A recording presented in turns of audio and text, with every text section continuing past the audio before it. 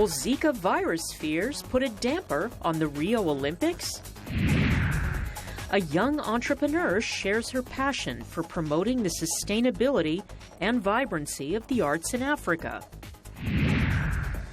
And a new wave of American brides defy tradition on their big day. Africa 54 starts right now.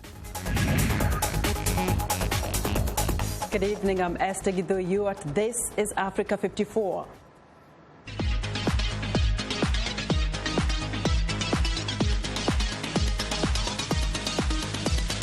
Tonight, the Zika virus has residents of South Florida on edge. State officials are asking for federal help to prevent the spread of Zika after identifying a 2.5 square kilometer Miami neighborhood where mosquito bites are causing Zika infections. 10 more homegrown cases of Zika infections have been reported in the southern states since Friday, raising the total to 14. VOA's Latza Hoke reports.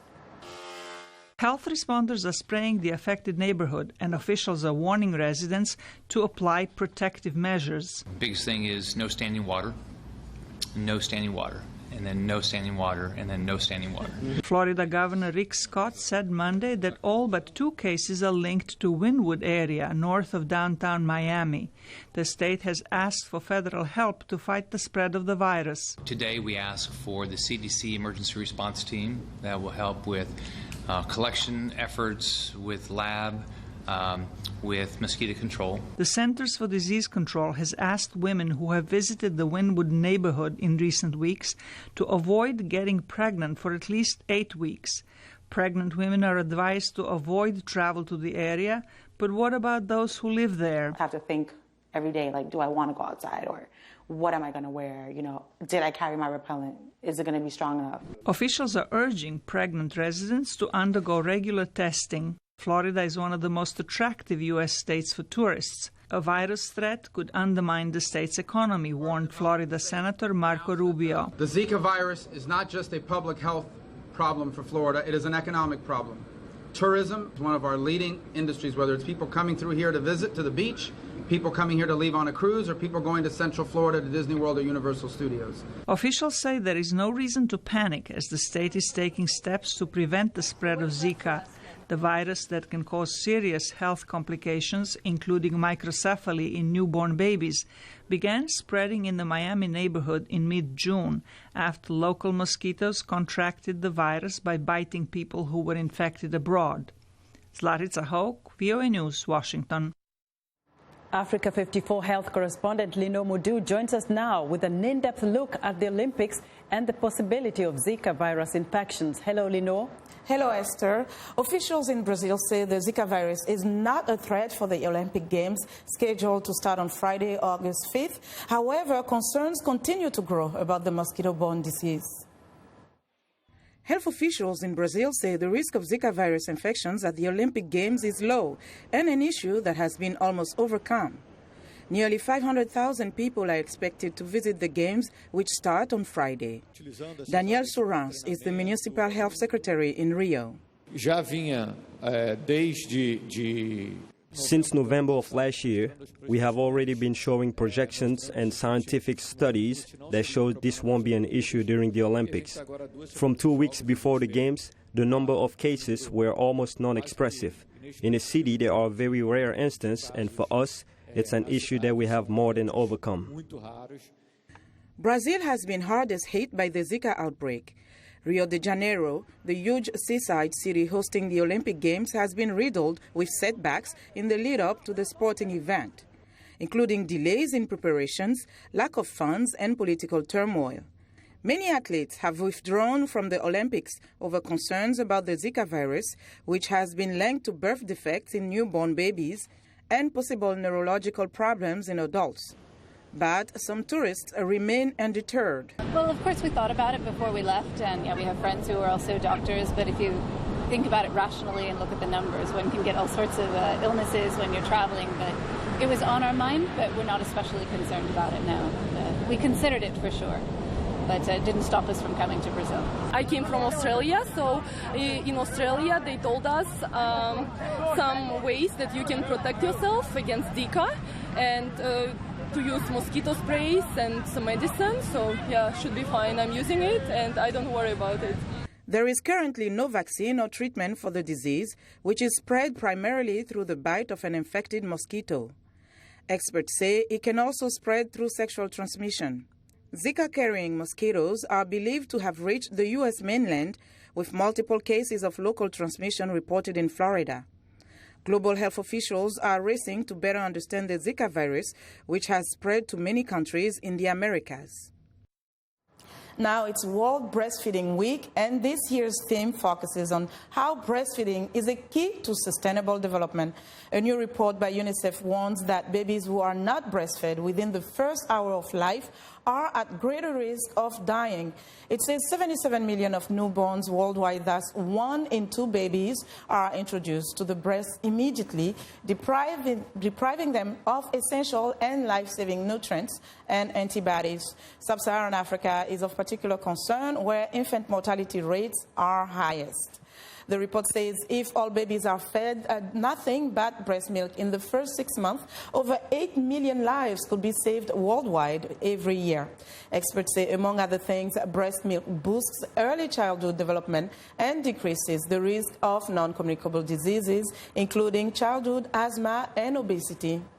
Now joining us to discuss the power of breastfeeding is Dr. Justine Kevley, nutrition expert with USAID's Maternal and Child Survival Program, PATH. Dr. Kevley, welcome to the program. Thanks so much. Nice to be here. Why is it so important for babies to be breastfed, especially in the first hour of life? Well, I think that breastfeeding is one of the keys to sustainable development. Long-term, breastfeeding is associated with higher cognitive ability, and that translates into higher educational attainment. And then later in life, that means that as adults, they earn more wages, and that stimulates economy and is good for economic growth. And let's talk about that, because this year is focusing on sustainable development and economic growth. How do we link breastfeeding to economic growth? Yes. Yeah, that's a great question. I think what we should ask ourselves, what is the impact if one does not breastfeed? Okay. And not breastfeeding and lower cognitive abilities and lower educational attainment as a result has been estimated to cost $300 billion annually on a global level. So I think the question is more, what happens if societies don't breastfeed, and what impact that has on productivity and well-being. So looking more at the negative impact. Mm-hmm. Now, the report also says that breastfeeding practices in sub-Saharan Africa is of particular concern. Why? We know that traditionally women in Africa breastfeed their children. So why is it of particular concern now? Yes, I think the report is timely. It talks about regionally there are definitely differences across the continent. In West and Central Africa, there's been no change in initiation of breastfeeding rates in the last 15 years. And in Eastern and Southern Africa region, although there have been some movement, it's been slow progress. There are many barriers to not only initiation of breastfeeding in the first hour, but also ensuring women exclusively breastfeed, meaning giving only breast milk and no other foods and liquids up until 6 months of life. And as you rightly said, that's really the intervention as a whole, initiation and exclusive breastfeeding, as well as continued breastfeeding to 2 years, that's having us have the mortality drop that we're expecting. Now, the barriers are more cultural in nature, and they vary across countries and regions, but some of them may include, for example, in hot environments, in the first few days of life, mothers giving water because they feel the baby is thirsty, or the perception that the first milk is dirty because it's yellow in color and not the white breast milk that you often see because it's the first milk. And more than that, beyond the first few days of life, I think it's important to remember that we need to support women to actually continue exclusive breastfeeding. And many women feel that their breast milk is inadequate in some way, either in quantity or in the quality. So if they feel that it's insufficient as nourishment, they wind up introducing other foods and liquids such as porridge or tea, and then the baby becomes full, and then they have less demand for breast milk, so then the breast milk supply diminishes. So quickly, I hate to interrupt, but we have to wrap up. But quickly, what about women that face health challenges and cannot breastfeed? I mean, breast formulas are the alternative, or does it mean that their children will not have a healthy life? Well, I think that in the work that we do, we want to support establishing breastfeeding and all the challenges that mothers have and may experience with either latching on and also continuing exclusive breastfeeding. So I think we want to listen to women to understand what problems they're facing, because some of those are actually solvable. Okay. And that so we can maintain exclusive breastfeeding not only for the health of the baby, but for the well-being of societies. Okay, well, thank you so much. Thank you so much. We appreciate your time here today. And that was Dr. Justine Kavli. She's nutrition expert with USAID's Maternal and Child Health Survival Program, PATH. And that's our health report for today. To stay in touch for more, find me on Twitter @LenorMoudou. Back to you, Esther. Lenore Moudou's health updates every Tuesday and Thursday right here on Africa 54. Now, an update on a story we first told you about on Monday. Moments ago, a press conference at the White House, U.S. President Barack Obama, responding to a reporter's question, commented on the U.S. military's airstrikes against Islamic State terrorists in the Libyan city of Sirte that began on Monday. At the request of that government, after they had already made significant progress against ISIL and had essentially pushed ISIL into a very confined area in and around Sirte, it is in America's national security interests in our fight against ISIL to make sure that they're able to finish the job. The airstrikes mark the start of a more intense American role in the fight against the Islamic State in Libya. A group of girls in Ethiopia are using the power of radio to confront social and cultural barriers that make it difficult for girls to thrive. The radio show dubbed Yenya chronicles the story of 5 girls from different parts of the country who are now followed over by 5 million people on social media. VOA's Paul Ndiho has more. At a studio in Addis Ababa, the cast members of Yagna take their cues during a live recording. The fictional characters talk about social issues that affect girls in Ethiopia through talk shows, drama and music. We reflect the challenges in the society and show possible solutions at the same time. That's why Yagna is popular. When you listen to Yagna drama, hear stories that exist in the society, and our music conveys a full message about a particular subject. The group was formed in 2013 by Girl Hub, a project of the Nike Foundation and other partners. It's made up of 5 characters who come from different backgrounds and various parts of Ethiopia.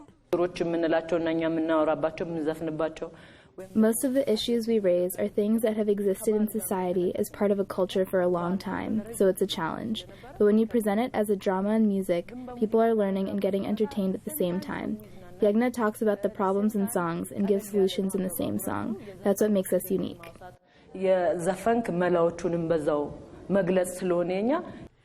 Child marriage, for example, is a major problem in Ethiopia, where 1 in 2 girls are brides by the age of 18, according to government data.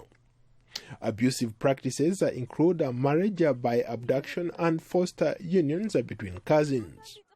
Kedist Alim is a child protection specialist at UNICEF.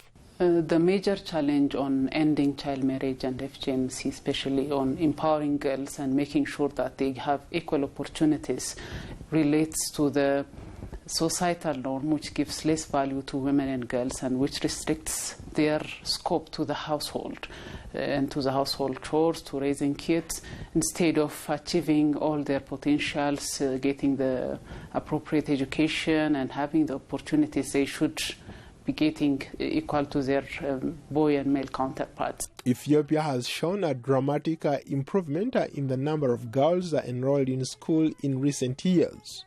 Girls' enrollment rose to 83% from 41% in recent years, according to African Child Policy Forum. The show broadcast to more than 5 million people in Addis Ababa and the Amhara region.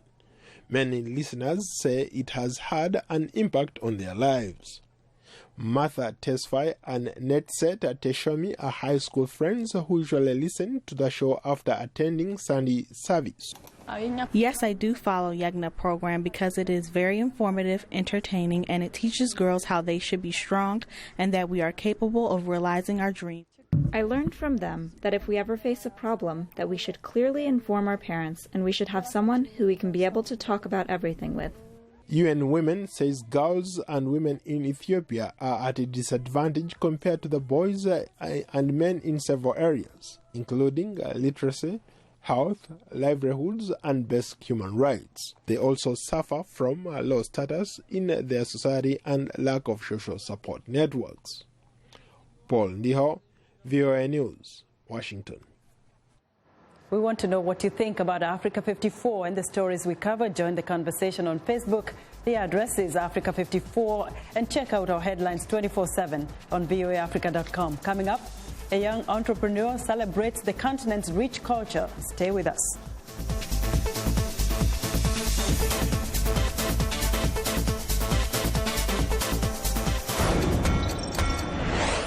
Microcredit is nothing new, but there's still plenty of people who need financial aid. Enter Imam Bibers, who realized a while back how hard it is for women in Egypt to get a loan for, say, their vegetable or clothing business, for example. Everyone in Egypt stood against us, with people saying girls don't know anything, girls are naive. But Bibers and her Association for the Development and Enhancement of Women had faith. The agency gives loans to women with no credit or collateral, trains them in business and bookkeeping and the marketplace. The loans can be collective, so 5 women might be responsible for one loan. Sayeda Hassan sells clothes and says the loans have been very helpful. She says, when I first started, I used to make $200. Now I make close to $2,000. Hawada Hassan sells vegetables. She started borrowing $30. Now she can borrow $400, helping her to open another market. For VOA's BizBeat, I'm Philip Alexio.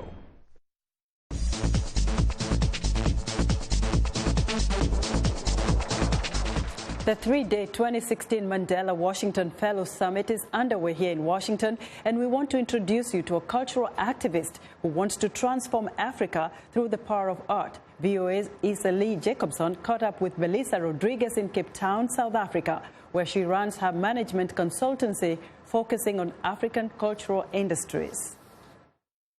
Hi, my name is Melissa Rodriguez from Cape Town, South Africa. I'm a Mandela Washington Fellow for 2016. I'll be going to Dartmouth College, undertaking the business and entrepreneurship track, and then I'll be placed in a work placement at a company called Echoing Green in New York City. After my finance degree, I realized that I needed to upskill myself, so I started to study marketing as well as an MBA at the Graduate School of Business. And so marrying the business side with the art side is where I'd like to see the growth in my personal development. I've found a role for myself in building a business around the creative and cultural industries. It's called Bell & Company. It's a management consultancy focusing on how to use arts and culture to transform lives. How do we capacitate people, upskill people so that they can reach their full potential? There's so many opportunities out there for trade to happen between African countries. There's so many innovations across the continent. This piece, for example, is made out of bottle tops using different African materials, and this is from Mozambique. I think there's a lot of potential for people to be able to enrich their lives through arts and culture. This piece is a Kenyan artist. His name is Michael Soy, and he speaks about social issues as it relates to women. And he's a very interesting artist, and he's gaining a lot of international recognition right now, and I happen to have a small piece of Kenya with me today. When I was in Senegal, I visited an artist village. This particular artist was preparing for the Dakar Biennale, and he uses recycled materials, and this is how he makes his living. The opportunities are there. So what I'd like to do is really help artists from different backgrounds, disadvantaged backgrounds, to be able to access these opportunities, to give them the key to unlock that potential that exists inside of them. So artists need to become entrepreneurs or innovative enough in order to access new forms of income, to market their products better, to develop markets, to develop audiences, and to educate people around the power of arts and culture in society. Hi.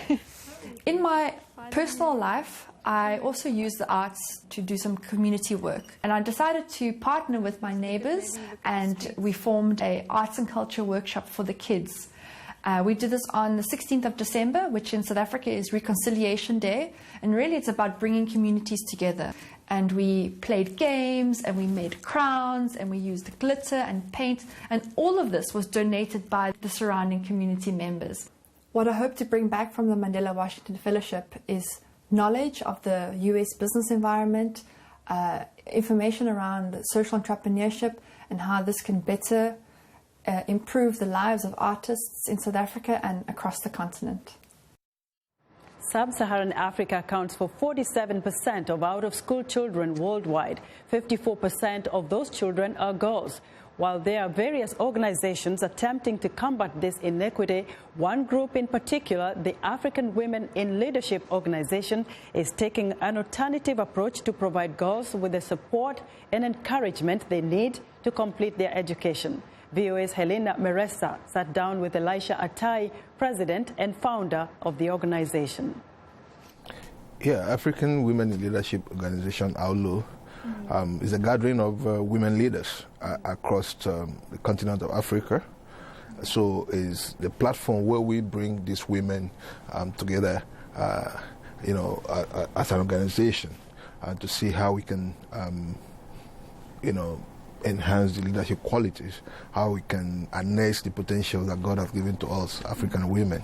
So what inspired you to invest your time and energy into an organization that supports African women specifically? I've seen the potential that we have in our women leaders. I've seen the strong part of our women. I've also seen the little lapses that was existing then, which by the grace of God, we're deleting it gradually. And I felt, there's need for women to come together.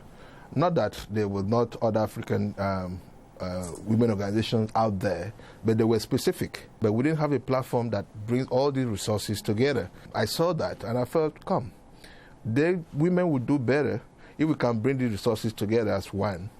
So what are some of the programs or the services specifically that you offer to support these women?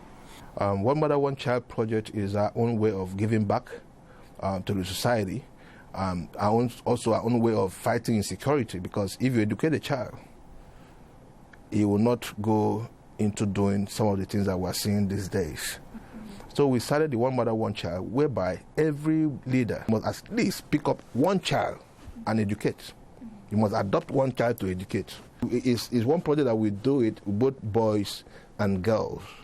And this year, Raising the Next Generation of Female Leaders is a special project that for the past 7 years conference that we've been doing, we never had a program for the young ones in terms of bringing the young ones to come interact with the adults. Yeah. This is the first time that it's going to happen, where we can bring them in and mentor them and have a special session where the adults that have made it in life share their story. How did they get there? So it's a mentorship program that we're running, and we started that project this year. There's an event happening in DC in a few weeks, the Global Summit. Can you talk a little bit about some of the events that are going to be happening and the overall goal of the summit? Yeah, the things that will be happening, we're going to have a lot of workshops, a lot of plenary session, panel discussion, all about trying to see how we can, help ourselves as women leaders in the continent. How we can compare notes. It's a platform for women to come and compare notes. We want to see our members understanding the vision and running with the vision and the objective of the organization. It's time now for a short break. Still to come on Africa 54. Modern brides in the U.S. turn away from tradition. We'll be right back. I'm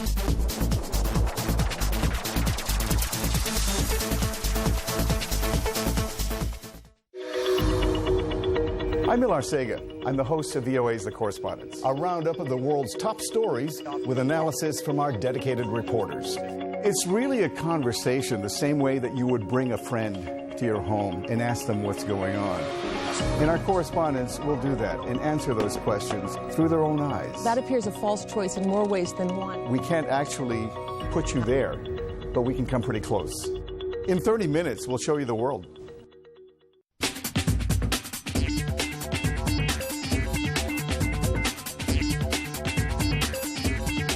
And welcome back to Africa 54. Here's what's trending. Forget the traditional showstopper wedding and the classic poofy dress. There's a growing trend among Los Angeles brides to do it their own way. A new wave of indie brides are seeking out unique gowns that are made just for them. Instead, these outside-the-box brides want a dress and a wedding that reflects their own personalities. The Bridal Association of America says the average wedding today costs around $27,000. Indie weddings tend to be smaller affairs and planned via social media. Many of these modern brides shun the idea of a church or hotel wedding, preferring it to be authentic and original, even if it's in their own backyard. Next up, sometimes called blush or pink wine, Rosé is the wine of the moment in the U.S. Over the past year, experts say Rosé's sales have increased by 82% in July 2016. Wineries believe Rosé is not just a trend, but a reflection of the shift and growth of consumers' tastes. Those who drink Rosé say it's the best refreshing, chilled summer drink. Retailers say the Rosé trend started around 6 years ago in the Hamptons in New York, as many people would visit the south of France and bring a little of the lifestyle back with them. And finally, it's not your typical vacation. A group of Europeans in multicolored kayaks navigate the whitewater. These are the first kayakers to navigate the Persia Valley, some 140 kilometers north of the Afghan capital, Kabul. The Scottish thrill seekers say Afghanistan's 15-year violent insurgency was not going to put them off. The roads leading to the river are closed to outsiders who must register with security forces and explain the reason for their visit to gain access. And that's what's trending today. And that's our show for today. Be sure to watch Africa 54 on our website at voaafrica.com. For more news, tune into VOA's evening radio show, Africa News Tonight at 1800 UTC, and in the mornings to Daybreak Africa between 0300 and 0600 UTC Monday through Friday. Thanks for watching, and good night from Washington.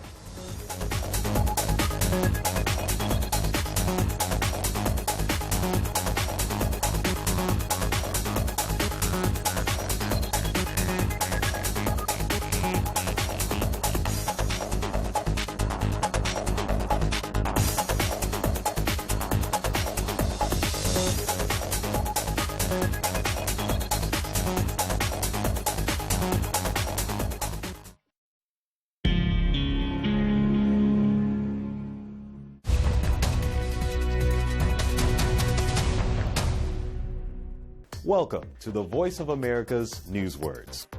Here is a story that has to do with defects or problems with cars. Listen for the word that means to take back something.